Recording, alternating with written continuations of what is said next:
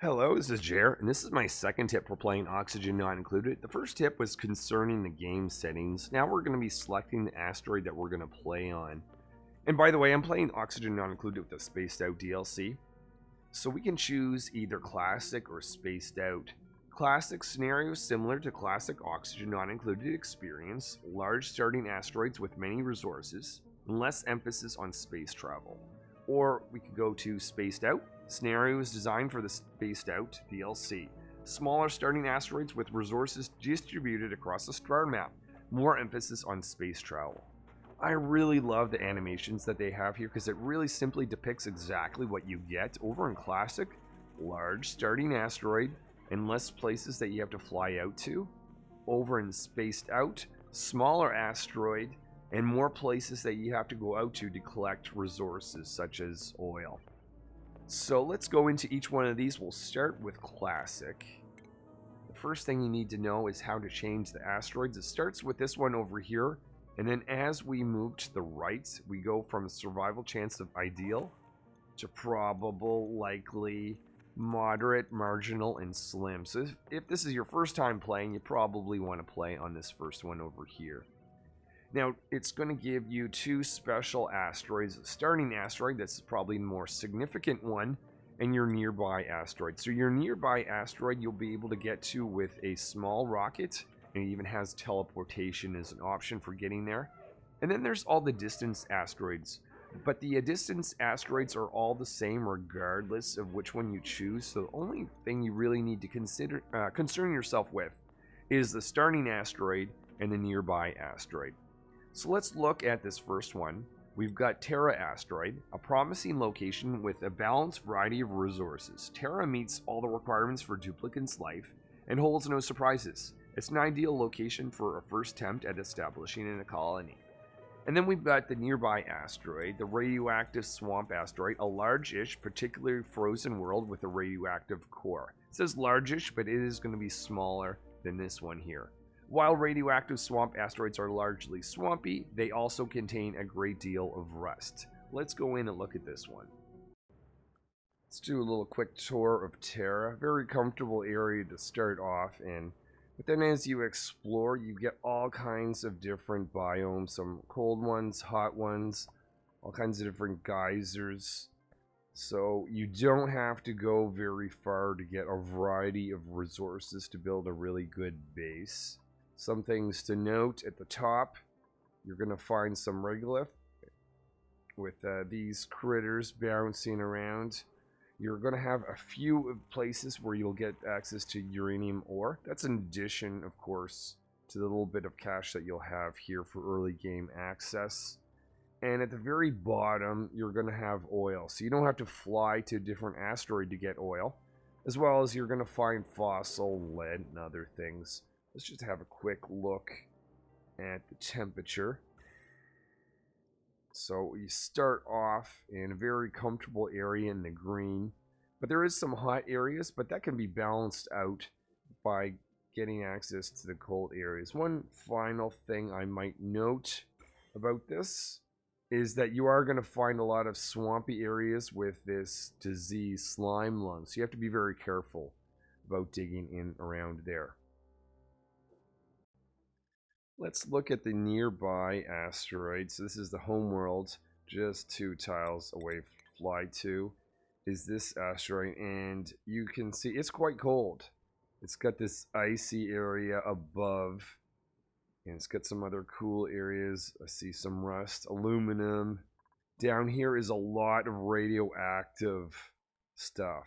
Let's just do a quick look at the temperature, because as I said, it is freezing in this particular world, so it's just something to be cautious of. But there is these really hot areas.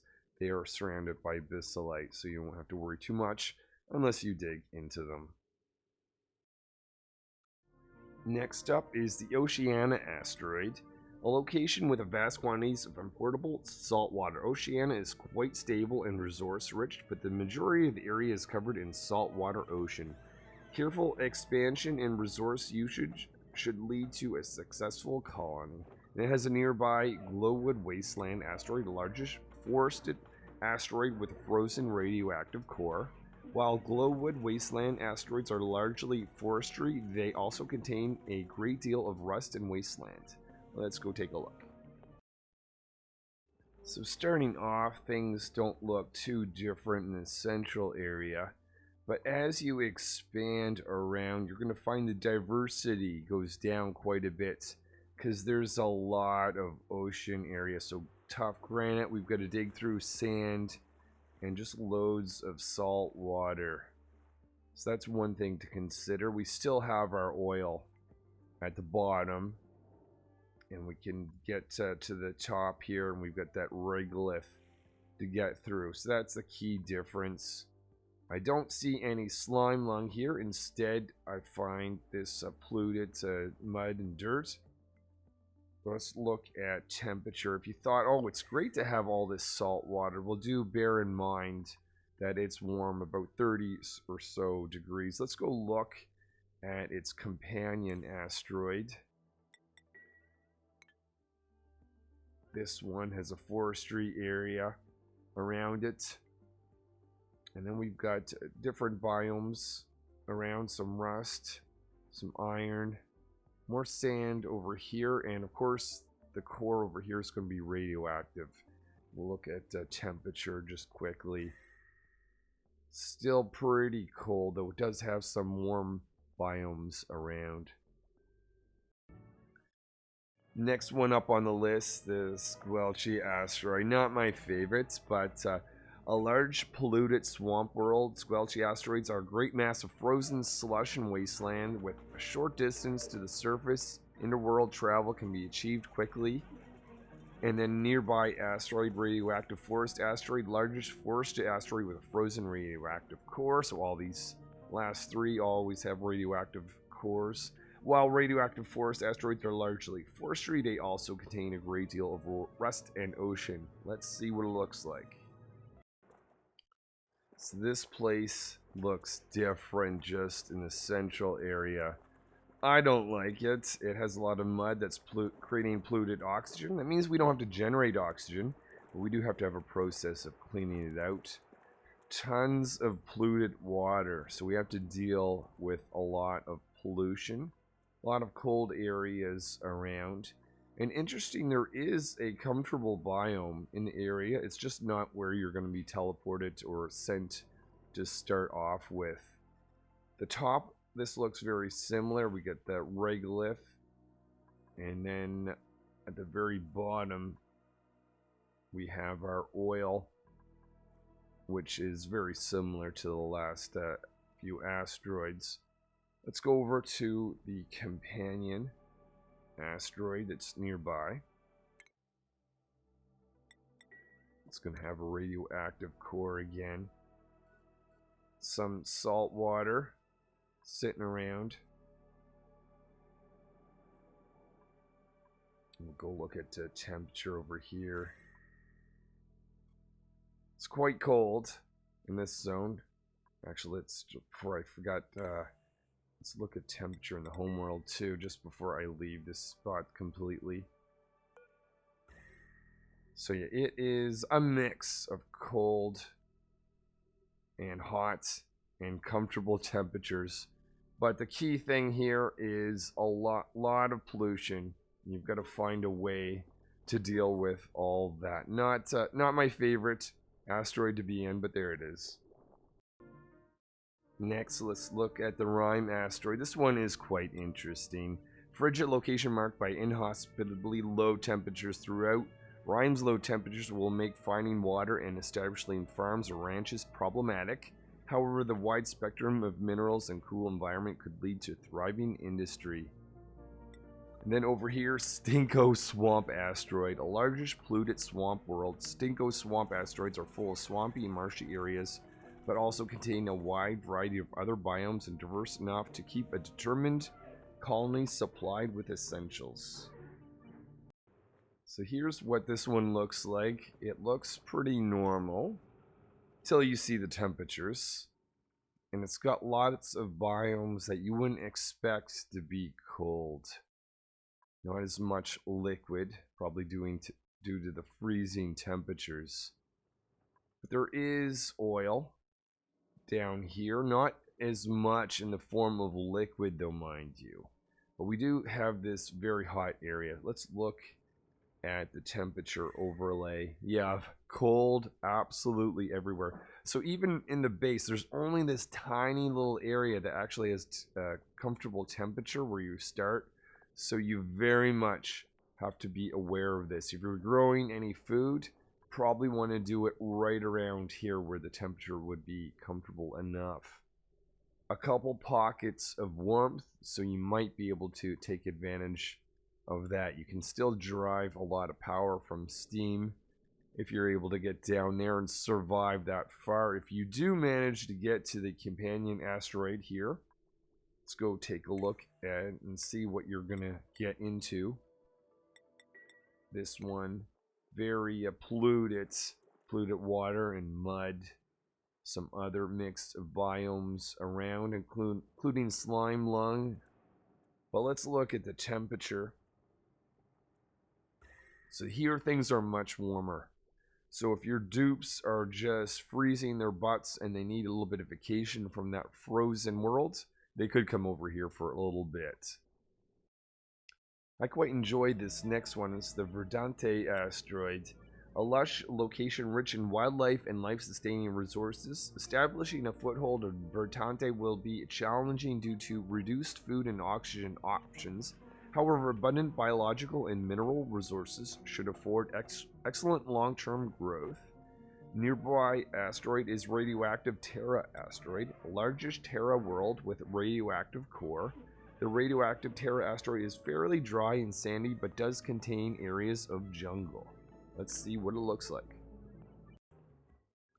So this one looks quite different when you first get here. First of all, there's some trees in the area. There's the specialty oxyfern plants that produce oxygen from carbon dioxide. And Pip, one of my favorite things in this game, they don't produce as much meat as hatches, but they have this really cool ability to pick up seeds and plant wild plants. Around the area, I see a lot of polluted water and slime, so be on the watch for that. Some rust over here, ocean areas. So a variety of different biomes. You may notice oil is not where you might expect it to be. At the bottom of this asteroid is just normal biomes that line this really cold, or this not really cold, this really hot zone underneath. And at the top, some regolith, as you might expect. Let's go look at temperatures. It's pretty warm. You start off in a decent area. No super hot areas right next to you, but it's pretty warm all around, so you have to be cautious of that. Let's go look at the neighboring asteroid. This one is going to look more familiar to you if you've gone to the first asteroid. Temperatures are decent except for cold area down here. Next on the list is the Obora asteroid. A location with natural abundance of trees. Colonizing Obora will require careful planning right from the start. Because of its lack of metals, finding biological solutions to problems is a must. So you can tell it's going to get a little more difficult. Radioactive Terra asteroid sounds very similar. In fact, it is in fact the same one. So we'll just look at this asteroid itself. So this asteroid on the surface looks very similar to the last, with the trees, pips, and all of that. But there's a little bit less resource diversity around. Regolith still at the top. And this time we have oil lining the bottom. So whereas the last two asteroids were a little bit similar, this one gets different again. Volcania asteroid, I think you can get the idea of what might be happening here from its name, as well as the lava that's pouring out. A location rife with molten lava pockets and intense heat. Oh great. Volcania would be perfect if it wasn't for the volcanoes. Digging carefully and managing the temperatures in our colony will be essential to success. And then there's the radioactive swamp asteroid, which is the same nearby asteroid as the first asteroid. So we'll just look at Vulcania asteroid. So this world looks pretty normal when we first arrive. And even when we go out, it looks pretty normal, except for these little pockets here. They're extremely hot. But they're not as bad as you might think, because they're tightly sealed in this bissolite that's preventing the temperatures from escaping. So pretty normal from that perspective, until you look at the bottom of this base, and things are very funny. There's a lot more of this hot liquid around. Still have access to oil, so you have to navigate through this stuff very quickly. Basically, don't dig into this unless you know what you're doing.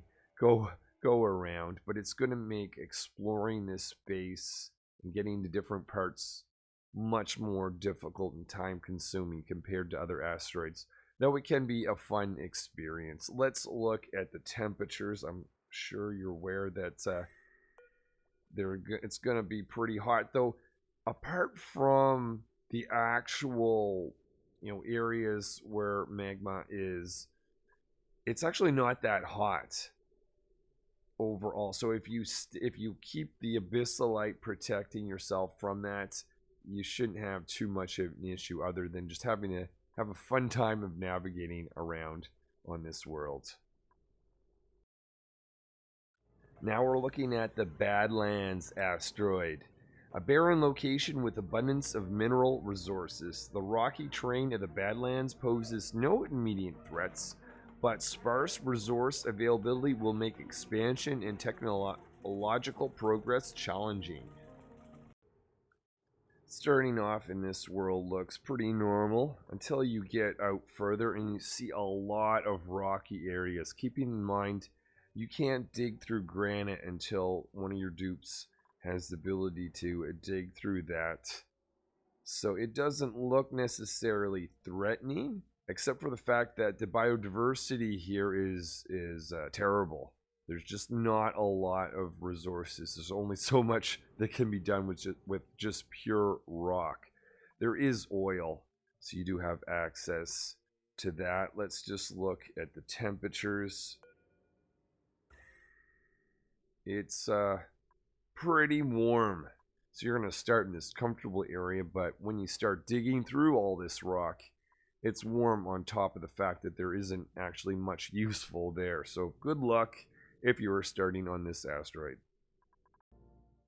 Next up is the Iridio asteroid, if I'm pronouncing that right. A location with oppressively hot temperatures.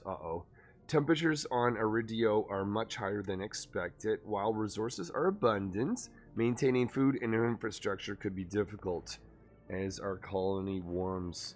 Nearby asteroid radioactive Terabog is also a little bit new, in the sense that it has a partially frozen surface, so we'll take a look at that one quickly too.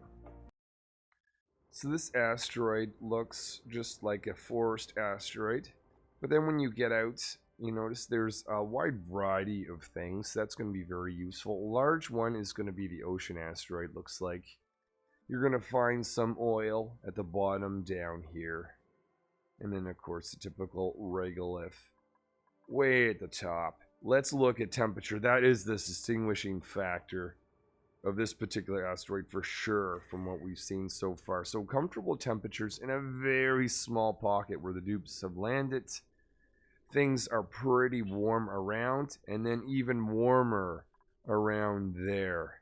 It just goes on and on. Very little relief. Some cold area way at the top. If you're looking for some cold areas down here, you're not going to get a lot, though there are a few. Let's look at the nearby asteroid down here. This one is pretty cold.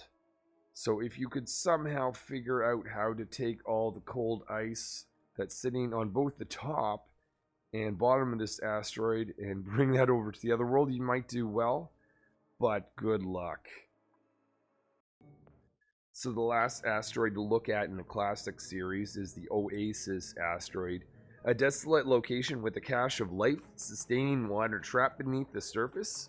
A wide underground desert will pose temperature threats and strain the resources of a colony on Oasis. However, surviving the challenge should present great industrial opportunities. Let's have a look at this dangerous place. Let's look at the Oasis. It looks like a forest to start out with, but you're surrounded by this desert area. I see lots of sand and sandstone, but there's not much resources in it. I don't see much diversity once you get into this zone. You get a little bit further away, and there are some areas of diversity around here.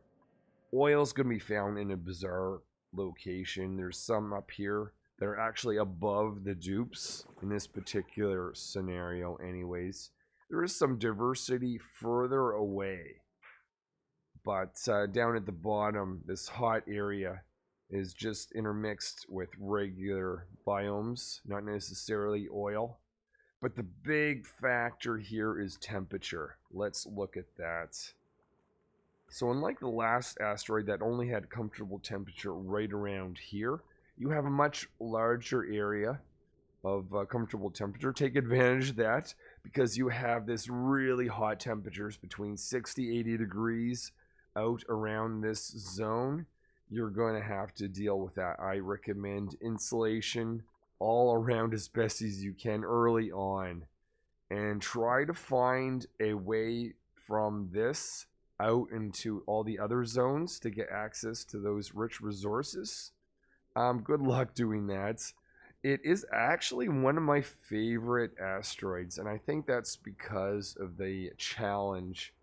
Dealing with the heat, first of all, and closing yourself off from this repressive heat is a feat. But even once you've done that, you're going to run out of resources, and you're going to be pressed to get out of here. And finding novel and creative ways is quite challenging. Certainly not the asteroid you want to be at unless you've got a lot of experience in oxygen not included. Next, let's look at the spaced out asteroids. So let's look at them as a whole before we drill into each one individually. You've got the first three, and they're a little bit bigger than the rest, and they have only 2 nearby asteroids.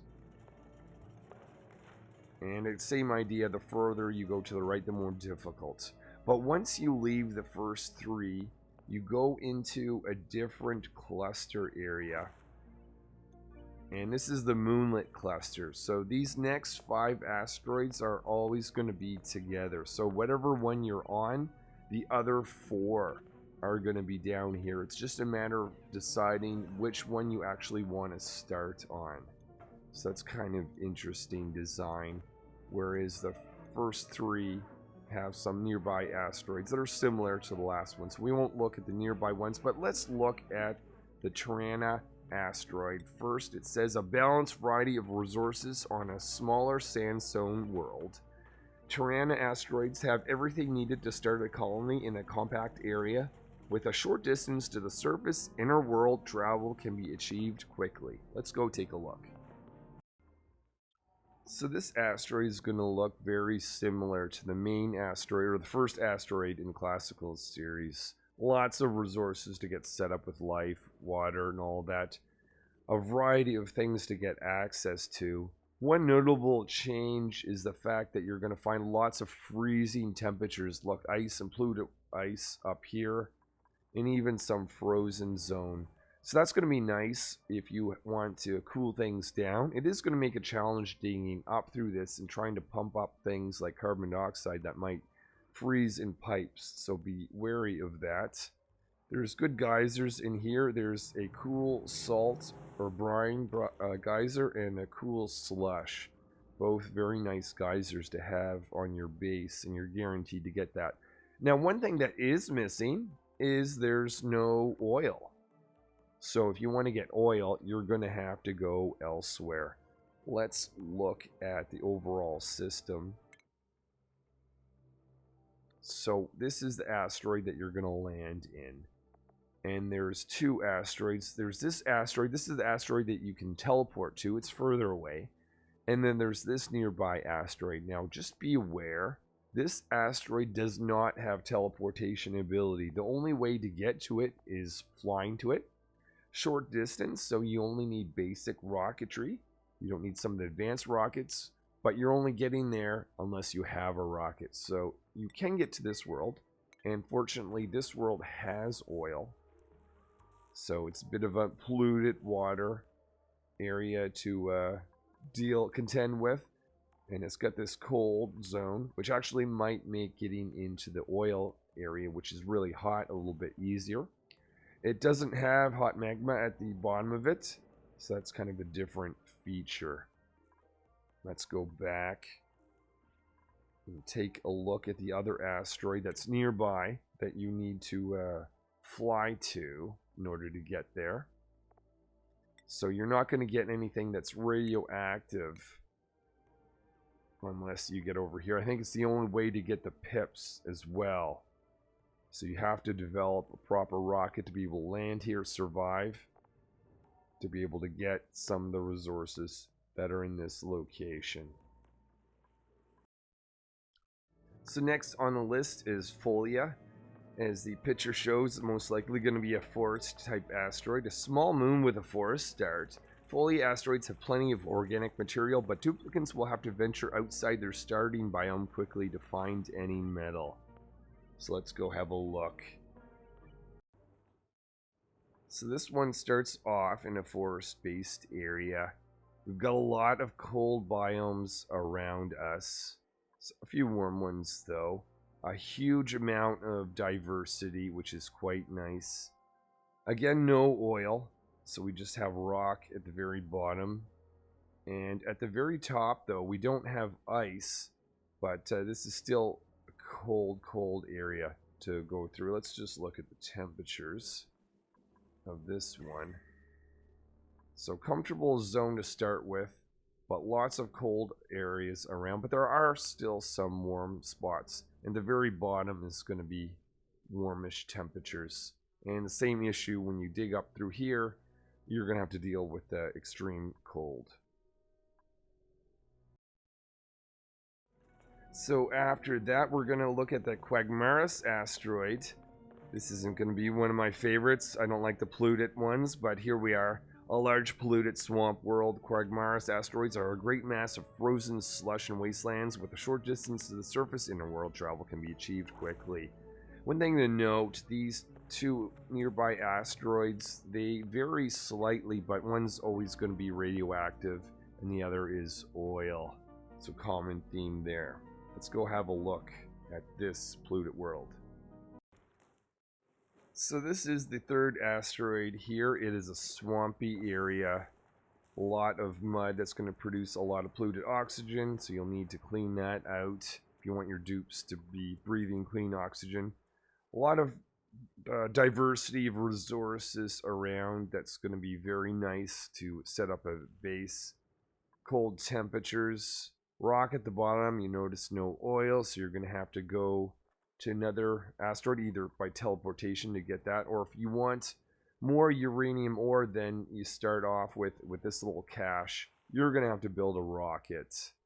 So that is this guy. Typical thing here is very cold temperature. Let's look at the overall temperature of the swampy world. Very cold above, but actually do have a few hot patches and a lot of heat around here, so you're gonna have to balance all that out. But nearby you got a lot of cold temperatures to work with. So now we've entered the moonlit cluster. So the metallic swampy asteroid is going to be joined with 4 other asteroids, and it happens to be the 4 on this side. So I'm not going to show you these just yet because we'll see them in turn.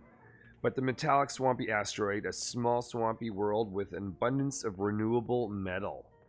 Metallic swampy asteroids have a high concentration of metal and swampy polluted atmosphere.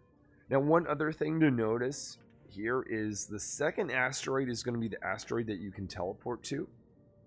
And the one that is here is actually the closest one to you. So this will be a short distance away. So in this case, if you want to get access to oil, you can't teleport to it. You're going to have to build a rocket to get to oil. So just be aware of that. Let's go have a look. So this asteroid has a lot of metal. You see some cobalt here. You can see various other metals. So if you want to have metal early on, this might be a good asteroid for you. It's got a little bit of diversity, though. Notice that there is no oil here. We'll have to go somewhere else for that. And notice overall the size is smaller. So this is one of the moonlets. So you're going to get to the top of this asteroid a lot quicker, but you're going to have to actually travel to get more biodiversity, because there's only so many things that you have at your disposal in this one location. Let's look at the temperatures. Temperature of this asteroid is pretty cold. So the area you're starting in is comfortable, a little bit of a warm area, but surrounding all of this is very cold temperature. So once you are digging into these metals, you're going to be bringing back in a lot of cold temperatures to your base. Just want to show the star system here. This is the asteroid that you're going to be landing in. There's going to be one asteroid, in this case is this guy here, that's a very short distance. So this is going to be an easy rocket for you to get back and forth to once you build your first rockets. This is the asteroid that you can teleport to, so you don't necessarily have to build a rocket to get there. But then there's going to be two others that are a little bit further away. It's going to be a little bit more of a challenge. You have to design a better rocket to be able to get resources that are in those worlds. So that's what this guy looks like. Let's look at the other four. So maybe you've decided you want to have access to oil early on the moonlet cluster. The Desolans might be for you. Then the barren location with abundance of mineral resources and oil. The rocky terrain of the Desolans poses no immediate threats, but the limited variety of resources will make expansion and technological progress challenging. Let's go look at the Desolans. Welcome to the Desolans. So this place looks innocent enough, but when you start exploring, you find there's very limited amount of diversity here. But one thing you do get access to is oil, as well as lead and fossils that are in this zone. Notice there's no magma at the bottom of this, so you can't derive heat from steam turbines. And also notice there is actually, well, in this particular instance anyways, there's a cache of water further away. So you may not necessarily just have the bit of water that you see in a short distance. You're certainly going to have to travel to other asteroids to advance, but at least you won't have to deal with finding oil. Let's look at the temperature of this place. Not too bad in the local area, but it's pretty warm all around, and including down here in the oil asteroids. So you're going to have to be very careful when you dig down those places. Next on the list is the Frozen Forest asteroid. This might be a good choice for you if you struggle with heat and you still want to be on the moonlet cluster. A frigid location marked by inhospitably low temperatures throughout the Frozen Forest asteroid's low temperatures will make finding water and establishing farms or ranches problematic. Let's look at this cold place. So here we are in the frigid asteroid, starting off in a forest-like area and surrounded by lots of cold biome. Minimum diversity, which is the same of all the moonlets, asteroids, and small size. Interesting though that even though this is cold, it still has magma in its core. Though this magma has started to solidify on this side, so that's interesting. Let's look at the temperature, expecting this to be very cold. Let's see if that is the case. Yeah.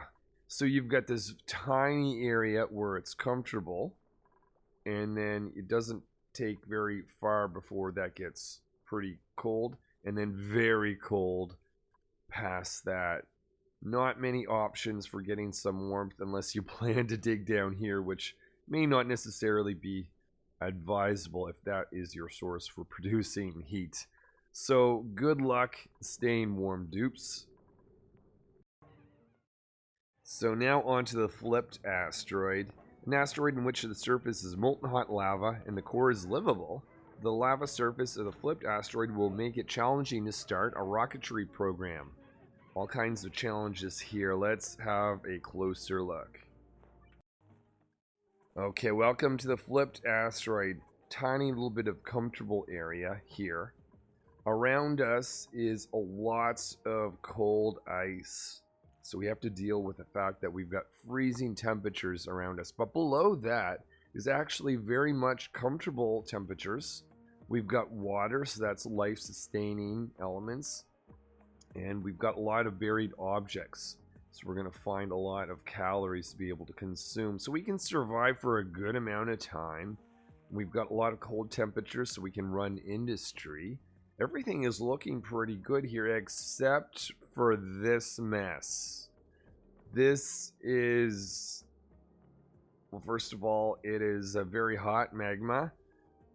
But it's preventing us from easily getting to the surface. Usually this asteroid will give you this sort of channel, which allow you to get up. You have to use very creative mechanisms to get up to the top of this. I recommend atmosuits and consider vacuums, but that is a challenge in and of itself. So everything else here is good about this asteroid until you want to actually build a rocket and get out of here. Though do remember that you have teleportation ability to go to another world, so you may want to use that as an option to getting to a surface of another asteroid than here.